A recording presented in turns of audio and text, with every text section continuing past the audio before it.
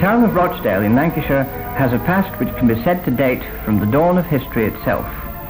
During the Stone Age, primitive man hunted wild horse, deer and pig on the hills which now surround the town.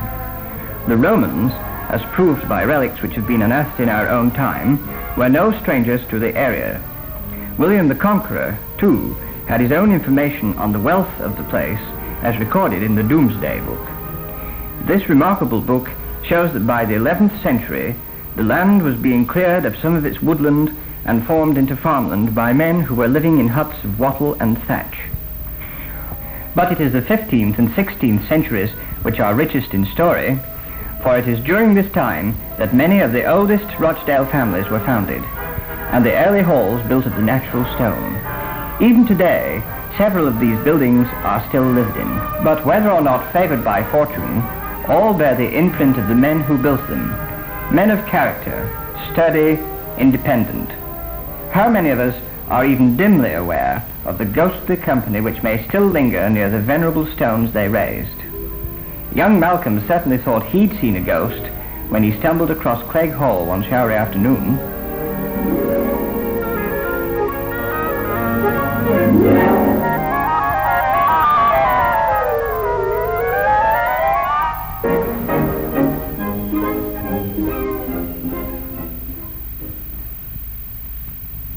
It all started the day I went for a walk on my own, during the school holidays. It was a queer sort of day. It didn't know whether to rain or sunshine. I wouldn't have minded so much, but I'd forgotten to bring my mat with me.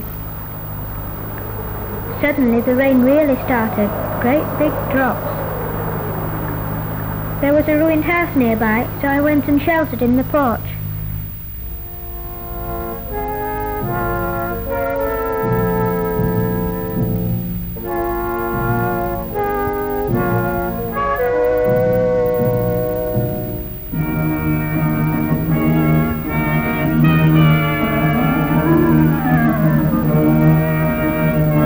It was a queer sort of place, sort of spooky.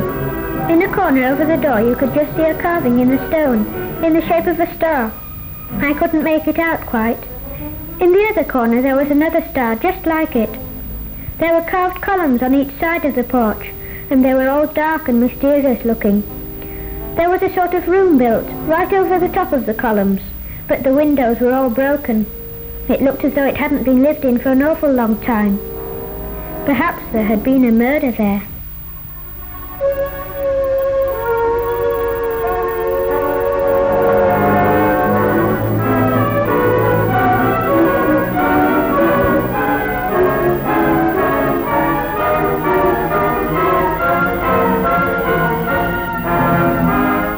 After a while, the rain stopped, and I found a window that was open, so I looked inside. It was all dark inside and falling down. I didn't like it much. And then, over on the far side, I could see another window and something white moving behind it. A ghost!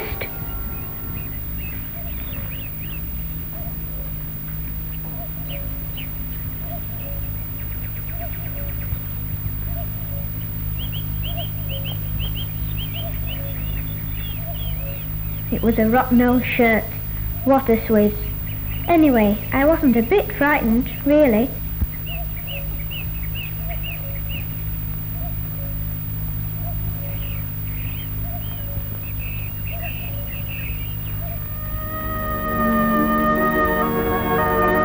That night when Dad got home, I told him all about the spooky old house and the ghost.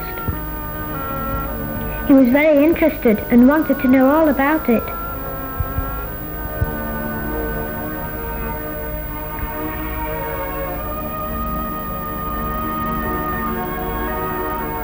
Dad has a special bookshelf. He pulled out one of his big books and pointed to a page. And sure enough, there it was, a picture of the old house. Dad said it was called Clegg Hall. He seemed to know an awful lot about it. Clegg Hall. It's a pretty unusual sort of a place, you know, Malcolm.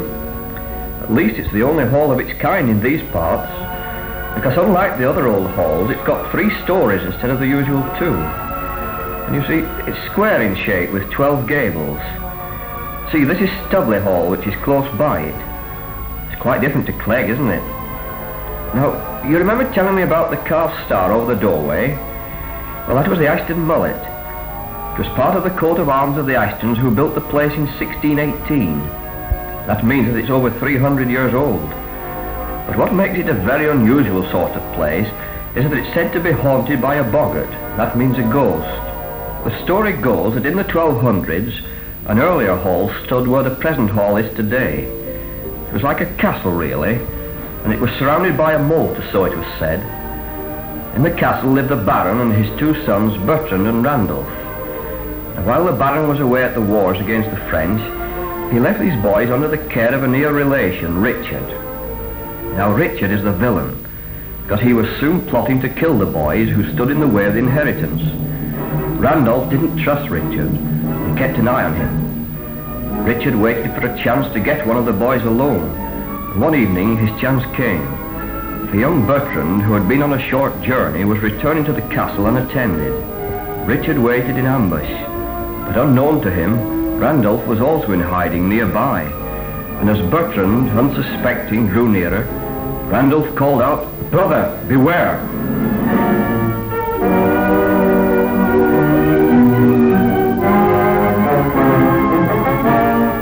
Now Bertrand, still unsuspecting, walked right into the trap. Too late he saw Richard, who went for him with bare hands. He too was flung over the edge of the moat to his death. Some months later, the Baron returned unexpectedly.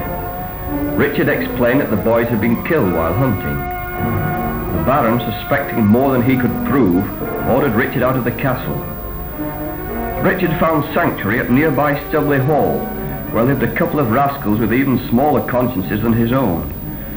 They showed him how, by means of a secret tunnel running between Stubley and Clegg, he might gain admittance to the Baron's bedchamber and kill the old man while he slept.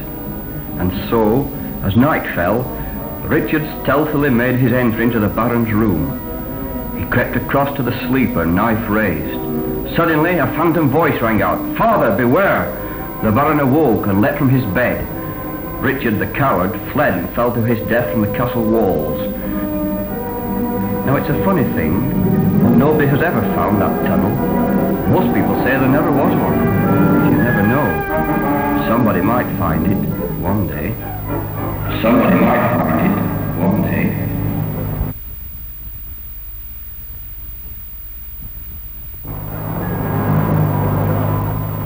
It told all about Stubley Hall in the book.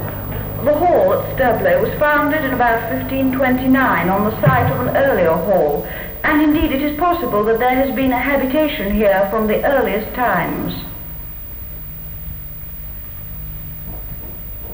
Its builder was a gentleman of some substance. Robert Holt was a man of most definite views, who, when visited by the herald who was recording Lancashire pedigrees, would not give the name of his wife, an old woman by whom he had had no children. During the Civil War, a later Robert Holt turned against the prevailing Puritan feeling of the area to become a royalist. In 1646, however, he surrendered. In those days, much of the hall was in timber, and some of the original beams are still to be seen in the courtyard. A will left by yet another Robert Holt gives a clear idea of the size to which the hall had grown by 1561, for it lists the various rooms of the house. My Lord's chamber, the great chamber, the chapel chamber, the new parlour, the inner parlour, the old parlour, the inner chamber and the chamber without. Legend has it that a tunnel once connected Stubley and nearby Clegg, but the nature of the ground between makes it very unlikely that there ever was such a passageway. I bet there is a tunnel, and I bet I find it. I'll tap the walls to see if they're hollow. He seeks the tunnel. The young stranger seeks the tunnel. Will he find it, think ye? Not he, not if he search 1,000 years. With us the secret died, and a secret it remains. Die? We did not die. We drag our weary bones to eternity. Peace, boy, a plague on your din. But the secret tunnel, the gold, the jewels. We would make his fortune, If he but knew how close at hand the treasure lies. There has been blood enough. Peace, we are too old. Leave him be. Leave us to our rest. We are too old.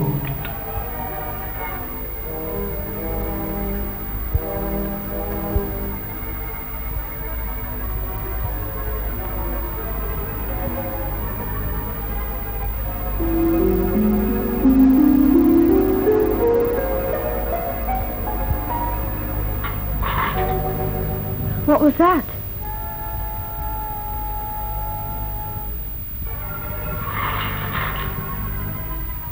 Oh, crikey, the gardener.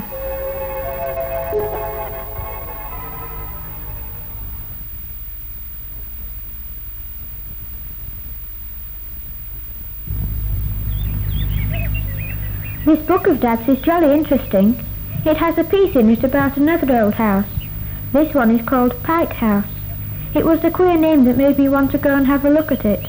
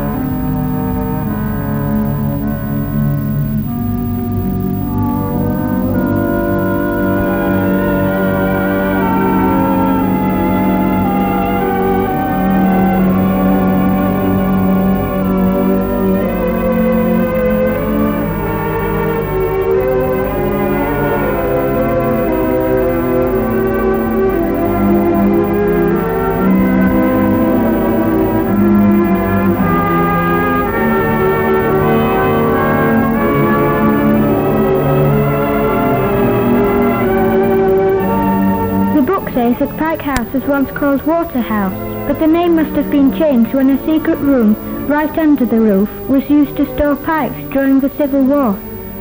Teacher says that the Civil War was in the 17th century, so that's a long time ago, but the room is still there. The book says that The Halliwells lived in the house built in 1608. The present building is not, however, the original Pike House, for it is recorded that the Halliwell family came from Yorkshire in 1522 and in 1561 acquired the house from the Earl of Derby. It is possible, of course, that an even earlier habitation once existed on that site. In 1707 the house was much modernized, with a fine square-cut stone frontage and a wealth of sash windows. The appearance of the original frontage does not appear to have been recorded, but it is possible that it had mullioned windows. The front door is most impressive, with twin columns supporting carved caps and a lintel. The lintel itself is worth more than a passing glance, for upon it is carved the Halliwell family coat of arms. If we could open the door, we should see a spacious hall with a wide and gracious stairway, and strangely a stained glass window. Within these walls, the Puritan Halliwells lived during the disturbing days of the Civil War. Perhaps they heeded the words carved on the date stone, "Live as to die tomorrow." There go fighting men upon moor, but we bide us quiet.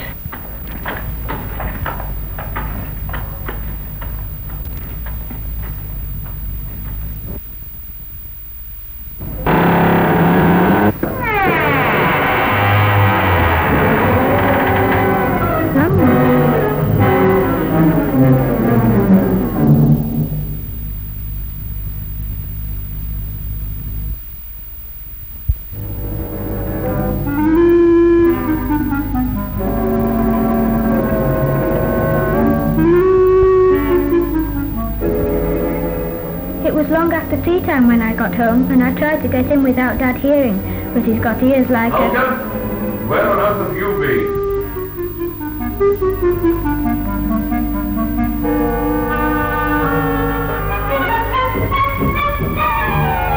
It turned out all right, though, because the next day was Saturday, and Dad decided that he'd better make it a combined operation to see some more spooky old houses and things. Only he called it supervising my antiquarian researches. I think he was taking the mickey, though.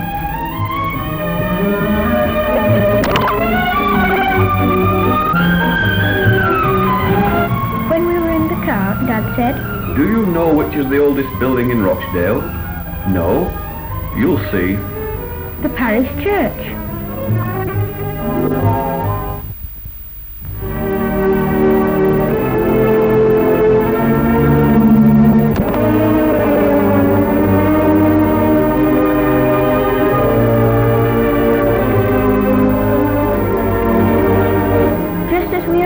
We met the vicar hurrying off for a late lunch, but he wasn't too hungry to show us around.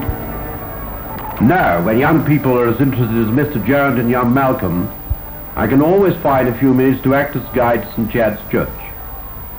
You know, I can think of few buildings in which is blended with such harmony the work of craftsmen over a span of 700 years. For the present building was commenced in the 1200s, yet this window in the eastern end of the chancel was made in the 1880s. This one was created earlier in the century. The stone gargoyles, which too are fairly young in would not disgrace a medieval cathedral.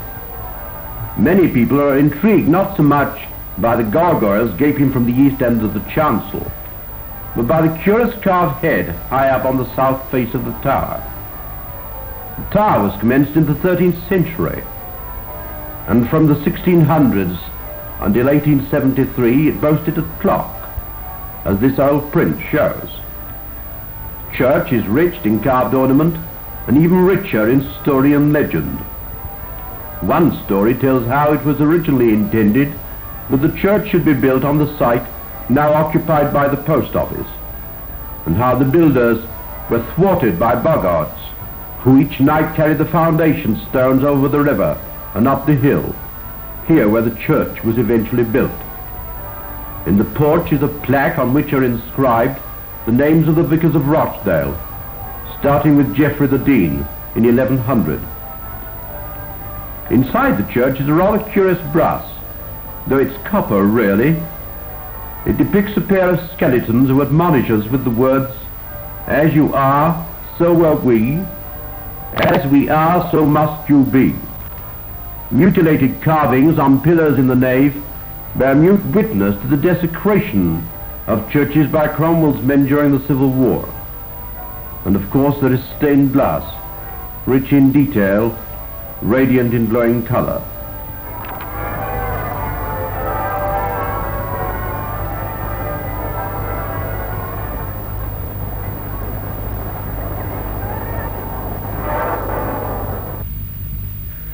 Do you see over there where the man is with the newspaper? Well, he's standing right by the grave of Tim Bobbin. Who's he? Well, his real name was John Collier. He lived 200 years ago in Milnrow. He was a schoolmaster, but he seemed to find plenty of time to be an artist, a dialect writer, and a bit of a character too. He's buried with his wife, Mary, who thought him a bit of an ale-can. His epitaph says, "There lies John, and with him Mary, cheek by jowl and never vary." He had a great friend, John Taylor, who figures in some of his caricatures. John Taylor was an itinerant blacksmith who in 1764 came to live in a house in a little square near Whitworth. From blacksmithing to tending sick animals was only a small step. And John Taylor was so successful at this that little by little he gradually began to extend his practice to treating human ailments. And so, as his fame spread, more and more people bumped and jogged over the bad roads of the day to his door. Eventually, the small house, which has changed little since those days, became known throughout the whole of the country. The patients, all sorts and conditions of men and women, were admitted at a small side door. Some came to have broken bones set, some to have teeth pulled by this Whitworth doctor, who never troubled much about a bedside manner, and who insisted that his patients visited him. His most distinguished patient was Princess Elizabeth, daughter of George III, She had what we call sinus trouble. She was cured with a generous pinch of snuff. Remember how excited you were to think that royalty had passed through that very door? Too bad. The doctor broke his rule and visited this patient in London.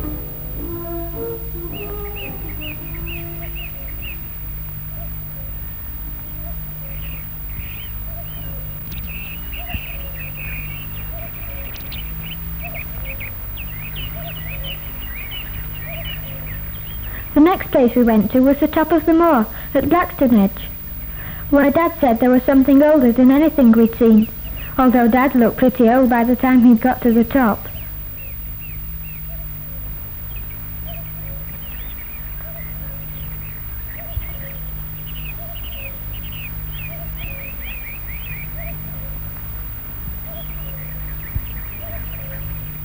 "1,400 feet up on the moor top, you look down, what do you see? A military road built by Romans 15 centuries ago. You can still see the grooves made in the stone paving by the chariot wheels. Other roads in other times have climbed this pass across the Pennines. The Packhorse Road, the Turnpike Road, and the Modern Road. But although the Romans were not the first road builders, their road is the most ancient which has survived. Driving straight up the hill with a gradient of 1 in 4, it ploughs like an arrow into Yorkshire.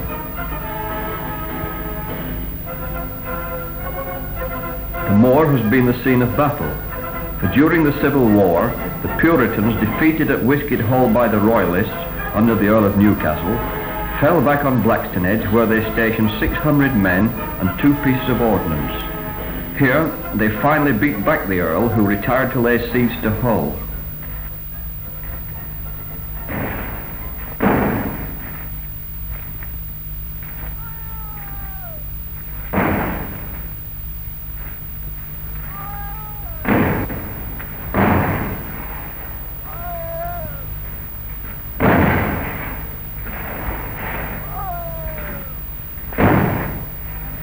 We had our lunch by the old Packhorse track, which runs high above the Modern Road along the Summit Pass into Yorkshire. Bags of history here. In the 17th century, there was a thriving trade in woolen goods between Rochdale and Yorkshire. Long trains of pack horses became a common sight as they wound slowly along the hillsides.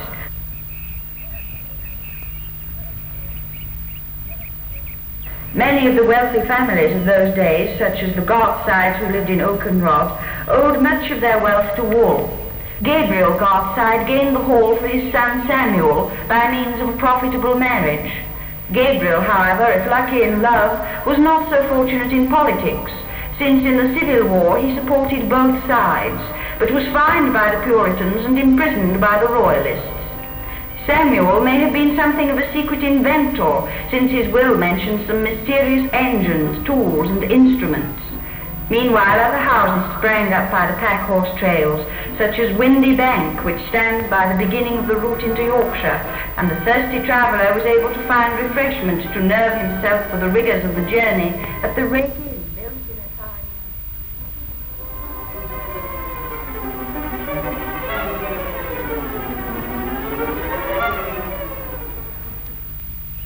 After a while, we started off on the last part of our journey, to Schofield Hall. Rather an eerie place, Schofield Hall. It's almost completely ruined. Only part of the front walls remain. Old drawings, however, show that until the 1800s at least, the hall was a fine 2-storied building, with lattice windows in the traditional style. It isn't certain when it was built, but it's probable that it was in the early 1600s, and that it was preceded by an earlier timber hall. We do know, however, quite a bit about one of the Schofields, the argumentative and belligerent Cuthbert, who seems to have been quite a character. Perhaps his most famous exploit was the chasing of his wife and her lover Michael Goodrich through the window at Sword Point. He was a great one for lawsuits. He sued a neighbour for stopping up a highway, and made an attempt to enforce his right of way through lands leading to Milnrow Chapel. Sir John Byron complained that he had, in very riotous and forceful manner, shut up the chapel. Malcolm isn't certain whether he enjoyed his visit or not, because he thought he saw another of his ghosts. His imagination is a little too much for him at times. Faithful wretch, all have I get, the gone best me, Cuthbert, sure I...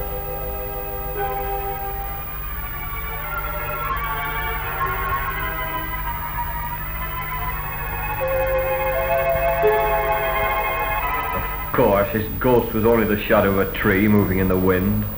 Ghosts? Ridiculous.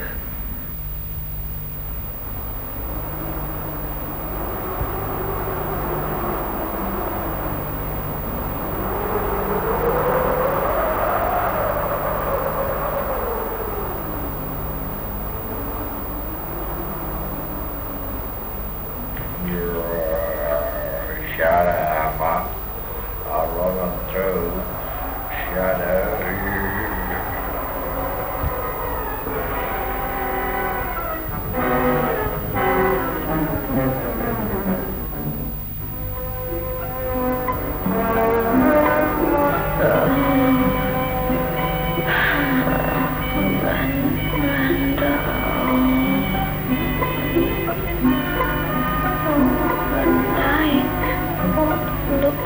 Look out.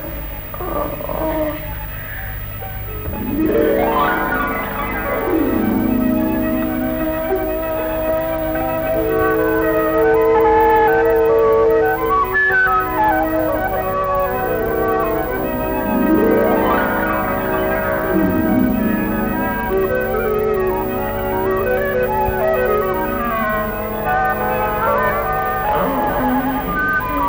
Find a tunnel. I must find a tunnel.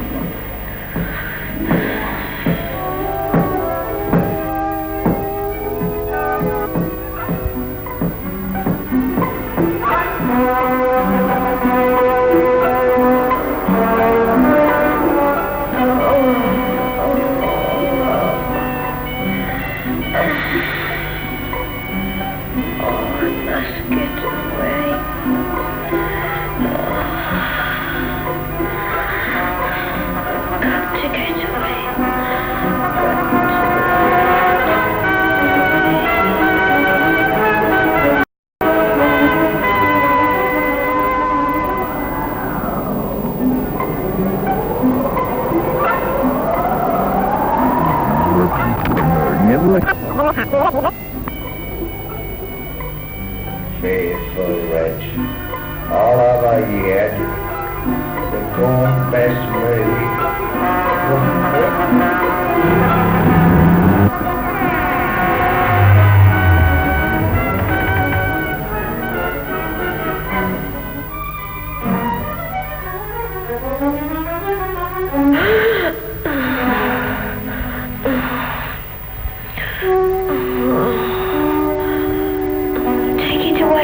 Take it away. Oh, they're looking at me. Oh, they're looking at me. Eyes. Open wide. This won't hurt. This won't hurt. It's funny. I've never had a dream like that before. All the old halls were mixed up together, and I saw Cuthbert Schofield and Tim Bobbin and the shirt at Clegg Hall, and all sorts of things, all jumbled up. Dad doesn't believe in ghosts. All he said was... Come on now, Malcolm. Settle down. Maybe you've got a bit too much of the past in your head. Here, have a look at the future for a few minutes, and then off to sleep, eh? The future? What's he mean? Oh, I see.